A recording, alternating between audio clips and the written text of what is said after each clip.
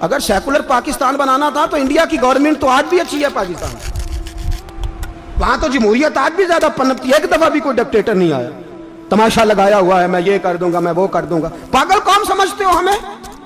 بیوقوفوں کا ملک ہے جو تمہارے جی میں آتا کہتے جاتے ہو، جو جس کے من میں آتا ہے وہ کہتے جاتے ہو۔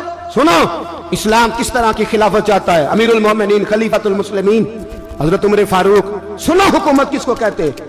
حضرت عمر گزر رہے، فجر کی نماز کے بعد 2 گلیاں رہ گئی ہیں، آج پورا نہیں ہو سکا آپ کا دورہ جو رات کو نقاب پہن کے 2 گلیاں رہ گئیں تو نقاب اوڑھ کے ہی فجر کے بعد نکل گئے۔ ایک چھپر ہے چھوٹا سا، ایک کٹیا ہے جھونپڑی، بوڑھی اماں بیٹھی ہے، عمر فاروق گزرنے لگے، بوڑھی کو پریشان دیکھا، اماں جی اجازت ہو تو اندر آ جاؤں؟ بوڑھی کہنے لگی چل دوڑ جا اپنا کام کر، کیوں اجازت دوں؟ تیری مہربانی اماں آنے دو۔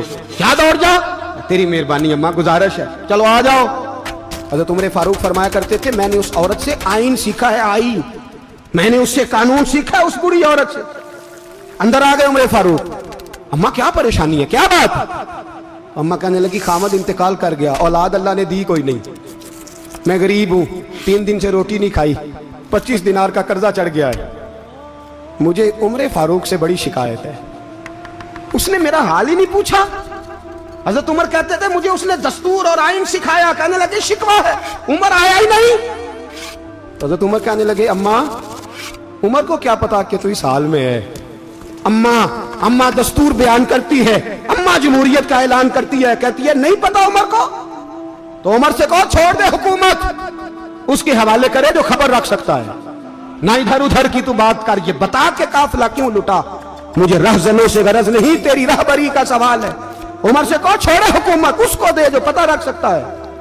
حضرت سیدنا نافع فرماتے ہیں جس کے سامنے کسریٰ اور روم کے بادشاہ کانپا کرتے تھے، میں نے اس عمر کو بوڑھی اماں کے سامنے کانپتے ہوئے دیکھا ہے۔ راشا طاری ہے عمر فاروق کا۔ دوڑے گئے، 25 دینار لائے، راشن رکھ کے لائے، روٹیاں پکائیں، بوڑھی اماں کو کھلائیں، کہنے لگے اماں 25 دینار لے لے اور چل، غلطی ہو گئی، عمر کو معاف کر دے۔ اماں بول کے کہنے لگی میں نہیں معاف کرتی، میں تو پکا پھل لوں، بس گرنے والی ہوں، ایک دفعہ قبر میں جا لینے دے، میرے رسول آئیں گے تو میں عمر کی شکایت کروں۔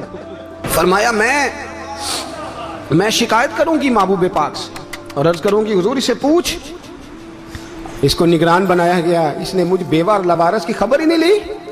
یہ ہے آئین اسلام، یہ ہے دستور مصطفیٰ کریم صلی اللہ علیہ وسلم۔ یہاں کتنے غریب بھوکے سوتے ہیں، کتنوں کے بچے روز اغوا ہوتے ہیں، کتنی مصیبتیں، گورنمنٹ کہتی ہے کچھ بھی نہیں کچھ بھی نہیں کچھ بھی نہیں، افواہ ہے افواہ ہے، افواہ ہے تو اس کا علاج کیوں نہیں ہوتا؟ آپ میدان میں سرے عام آ کے اس کا اعلان کیوں نہیں کرتے؟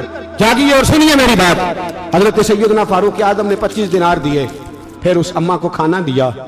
کوئی برادری نہیں اس اماں کی، کوئی ووٹ بینک نہیں، کوئی یہ اماں کسی بڑی برادری کی نہیں جس کا 2 لاکھ ووٹ ہو۔